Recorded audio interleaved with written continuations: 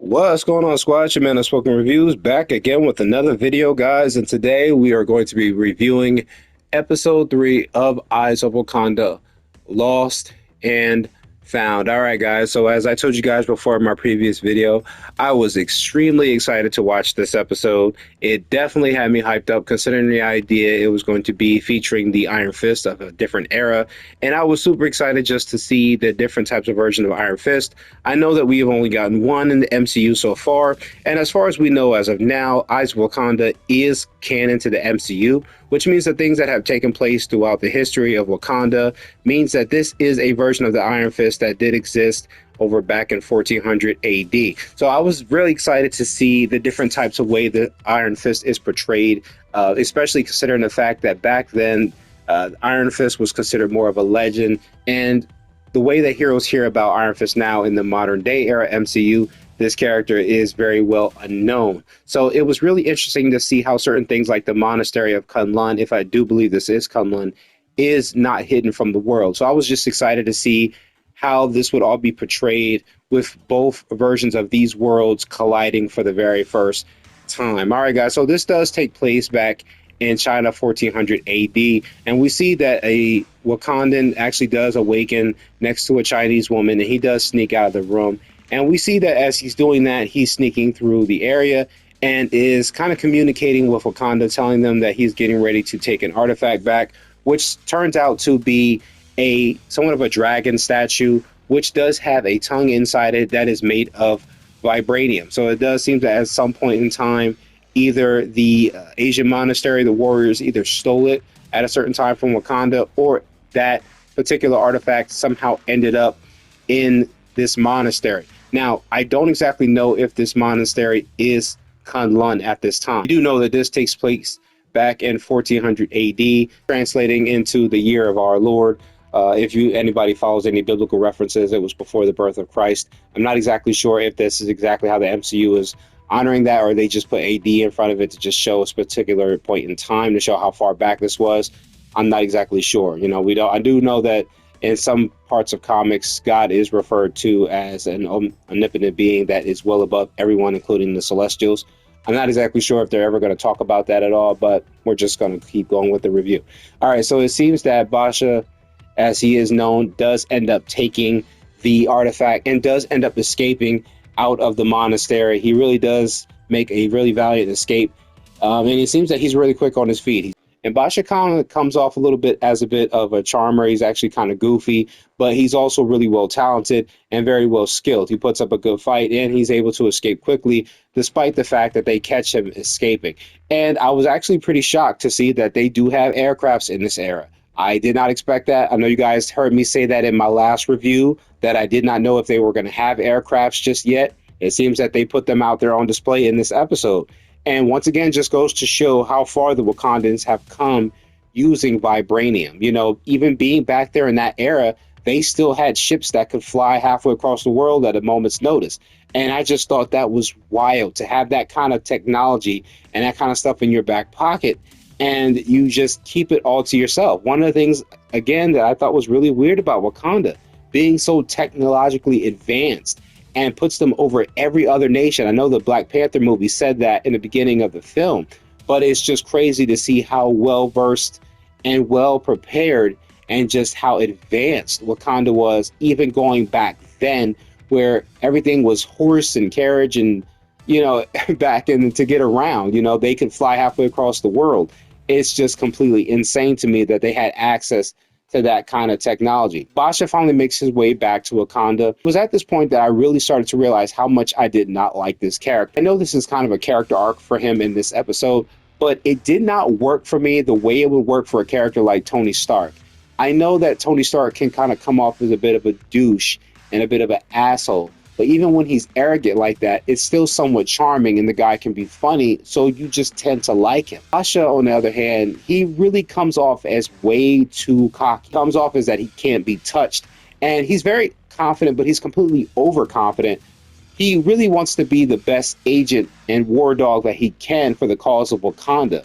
Once again, something that I do like about this series, it really highlights how much the war dogs, soldiers, and warriors really want to fight for their country. They really care about the well-being and the status of their nation. So we do get a chance to meet a new character by the name of Captain Ebo, who is actually now in this era the leader of the War Dogs. He's the one that gives out the missions, and he's the one that tends to the agents as they come and go from Wakanda, and he is the one that handles their mission reports and reports that to the High Counselor. But we see that Basha in this episode is very cocky, man. He's way too overconfident, and it kind of makes it hard to like him. I mean, the guy is smiling the entire time. Like, I mean, it is just, you can see just the kind of character he is. He's very careless. And Ebo even asks him, did anyone see you as you were leaving with the artifact? And he lies and says, no, nobody noticed me. I was in and out and no issues at all. Which, as he's continuing telling the story, you can see that he tends to slip up and admit certain things could go wrong in the field, which Ebo does pick up on.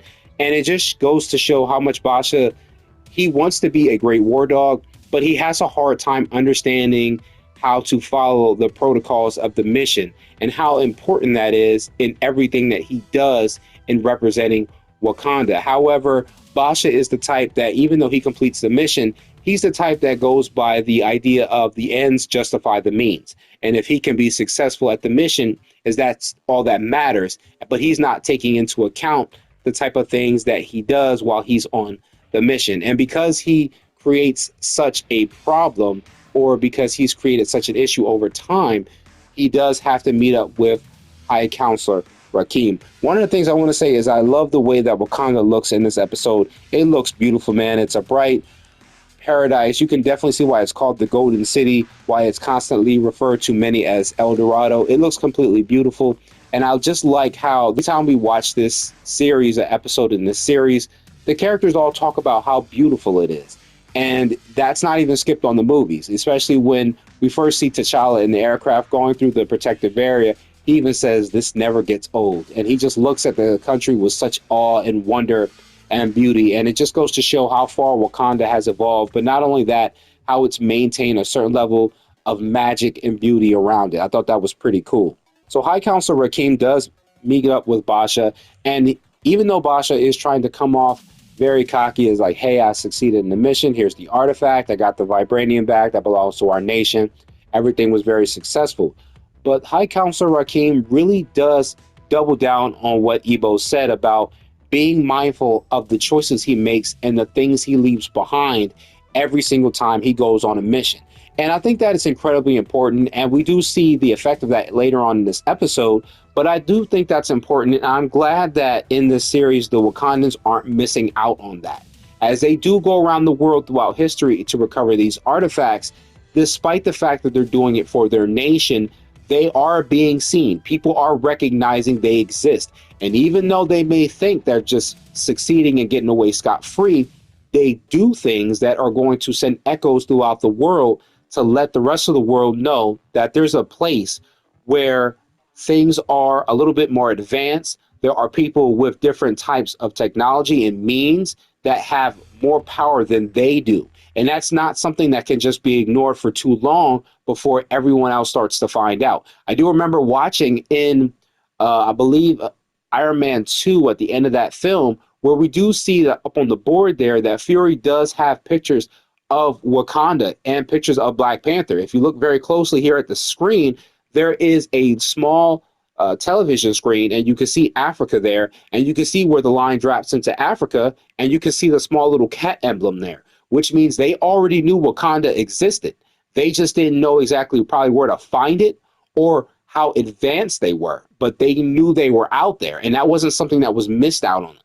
Actually, in most comics, I do believe that Captain America, Steve Rogers, did meet with T'Challa's great-grandfather, and that's how he knew of Wakanda, which likely is how other nations knew about Wakanda, probably in the comics. Now, in the MCU, they try to make it look more mysterious and that people don't exactly know what they have to offer, but we do see that many people find out about it. That includes Ulysses Claw, and even Michael B. Jordan's character Killmonger.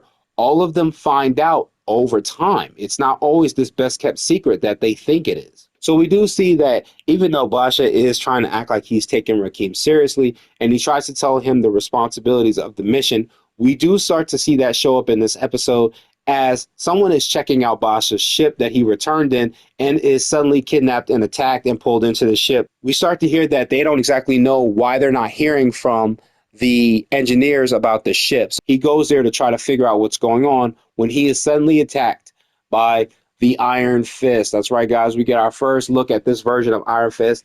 And I gotta say, I love the outfit. It looks great. I like how it has the headgear, but it's a little bit different. It's shaped more like an actual dome type mask that goes over her head, like a helmet type of sort of. It looks really good. I love the outfit. I love the gold and green. They really kept in with the motif that goes with the Iron Fist. Now, I really did like this look. As far as the Iron Fist series is concerned with the MCU Netflix series, it was not a horrible series, but it just could have been handled better, especially in terms of the combat. I did not like the way Finn Jones was not prepared for the role. I would thought if I had gotten a role like that, man, I would be in the top dojo in the country. I mean, hell, I would have flew halfway around the world and trained with Shaolin monks to be prepared for this role. I don't know if you could just do that, but that's something I would have done. I would have took this role way too seriously. And we do see Finn Jones didn't really do that well. I know that it's a bunch of other things like, finding time for the training and all these other things entirely. But I just felt like this was a character that should have been top notch in martial arts. And Netflix series did not do that. But here in this episode, they do that. There's quite a few combat scenes with this Iron Fist. As a matter of fact, she takes on most of Wakanda warriors that are in the compound, manages to best all of them and get past them and manage to escape. And I thought that was really interesting to show how you have these incredibly trained warriors with all this vibranium, and they could not defeat this lone warrior. That's very interesting and goes to show that the Iron Fist is very well trained. Of course, this information does get back to Basha, and he gets worried as he realizes he's trying to protect this artifact, and he tries to go out and figure out a way to stop this intruder from getting to this trophy room. And we do end up actually meeting who this Iron Fist is, and this turns out to be Jorani. And that's why it seems that Jorani is the woman that Basha actually met. You see, at some point in time, when Basha was on his way to the monastery of Kunlun, he seems to have passed out in the snow, and Jorani did find him and brought him back to the monastery to help him heal. However, all of this was put in place for Basha to get closer to the Wakandan vibranium. He even goes as far as seducing her, trying to gain her trust in order to get closer to the statue so that way he can recover the vibranium. However, this was not lost on Jorani, as she had been doing the same thing. She realized that there was no way that he could just somehow become lost in the snow like this with no items, and the man had nothing to his name. When they find him, or when she finds him, he's completely passed out and he has nothing to his name. All he has is the robes on his body, no bags, no none of that. And she just carries him back to the monastery. I think right then and there, she knew he was up to something and she just let it go. Because we do see in the beginning of the episode, he ends up leaving the bed and going to try to steal the artifact. However, Jorani already knew and woke up after he left the room. And she even stowed away on his plane in order to follow him back and retrieve the statue. And it was very interesting just seeing these two fight, just seeing their different type of fighting styles. You can definitely see how fast Jorani is as the Iron Fist. I've only known a few Iron Fists in the comics outside of Lin Lei that just started. I think it's Lin Lee or Lin Lei. Forgive me if I got the name wrong, but that's the newest Iron Fist, who was actually a predecessor of Danny Rand in the comics. Now, this version, very different period, but you can definitely see that fighting capability as she just throws some rapid punches to Basha and puts him down almost instantly. And the fight gets pretty interesting for a while. They're even chasing each other throughout the compound as she's trying to get the statue back. And, you can tell she feels really hurt, but both of them lied to each other. So there seems to be a moment where you're supposed to feel sorry for one of the two of them, but they both seem to have tried to play the other in their goals. Jorani knew he was going to steal the statue. She just wanted to understand why. And she could have stopped him at any time, but she actually kind of chose to follow him to see where he was going and where he came from. And I thought that was pretty interesting that she would go to that length to follow him, which is actually pretty smart. So the two of them do have a bit of a fight, and it seems to go from just where they're at throughout the actual rail lines that we see in the Black Panther movie. We do see that these are lines that do run around the mound of vibranium, the mountain, and it kind of goes back and forth for different lines, transporting vibranium to different parts of the mound in around Wakanda. And she actually manages to find the right railway line to actually find the treasure room that she's looking for. And we get another good fight scene between her and Basha. And I like how this fight goes on. We see another thing that I really liked in this episode is that she uses the Iron Fist sparingly. She doesn't use it on everybody. She picks and chooses the right time to use it when it comes in handy. If you guys see the fight scene when she's fighting the different Wakandan warriors in the cafe, she only uses it probably once out of that whole fight. And that's when it seems to be a warrior that's either too big or when she needs to give herself some space to be able to make her next move. She does this as well when she's going against Basha. She doesn't use it as much. She sticks to her skills, not just her power, but she uses her skills. And I like that. I like how she uses that power sparingly. It goes to show how much she actually respects it. I did like how Basha does manage to get the upper hand on her. And I like how she uses that whole monologue of, my name's Jorani. I stuck my fist into the heart of Shao Lao, and I am the Iron Fist. And she does the whole punch down on the ground thing with the Iron Fist and manages to blow back Basha. And I thought it was just so funny how this was just kind of like a funny monologue of how Danny Rand is always doing this in a Netflix series. If you guys seen it, he's doing it all the time in this series, all the time. I am the Iron Fist. I am the Iron Fist. And he does that all the time in the series. And it got really annoying. It got really annoying. And it made it hard for us to like him. There were quite a few times when he would use the Iron Fist when he didn't need to. And it just seemed like it was way too explosive when it didn't need to be. It just happened quite a few times. There were quite a few times when he used it when it was actually pretty epic. But there were quite a few times when he tried to use it and he just couldn't. And I'm glad we kind of got a more experienced Iron Fist that we can actually see use the fist appropriately. She does manage to get the upper hand and she just wants to get the statue. However, Basha does try to appeal to her nature and try to get her to calm down and that maybe they can come to a compromise. This does happen when Ebo shows up, but Basha, we do see that he tries to mature a little bit and try to give them each a controlled compromise that gives everybody what they want. And even though he's trying to convert this with Ebo, we see that she uses the Iron Fist and just plucks the vibranium out of the statue's mouth and just gives it back to Basha, which I thought was so funny that the Iron Fist could do something like that it could combat with something like vibranium. Because we see during the fight, she does have some issues with the vibranium, but the way she uses the Iron Fist in this moment, she's able to use that kinetic energy from the vibranium to just pluck it out and give it back to Basha. And I thought that was so funny that she got what she wanted, Basha got what he wanted, and everybody was able to go home happy. And I thought it was very interesting seeing how Basha even tries to mature again, because High Counselor Rakim does show up and is asking a bunch of questions. And Basha is able to be very quick on it with his ideas and switches up the situation to say that Ebo dressed up as a foreigner and attacked the warriors in Wakanda to show how ill-prepared the compound was in terms of security. And at first, I didn't think Rakim was going to go for it, but he believes it. And not only that, he gives Ebo a promotion to Agent Ebo. He's no longer stuck in the compound. Now he can actually get out in the field. And it was pretty cool, but I felt like it was really rushed that Basha would get that character arc where he just goes from being this complete cocky asshole to being the guy who sacrifices everything and helps push somebody else forward. It was a good character arc. I just felt like it was too rushed in the moment. I get it. It's just a 30-minute episode, but, you know, it's just me nitpicking. Other than that, I thought it was a pretty interesting episode, guys. That is pretty much the wrap-up of it. It wasn't anything long-standing, but we do see I'm just glad we got an idea of what the Iron Fist was like back then.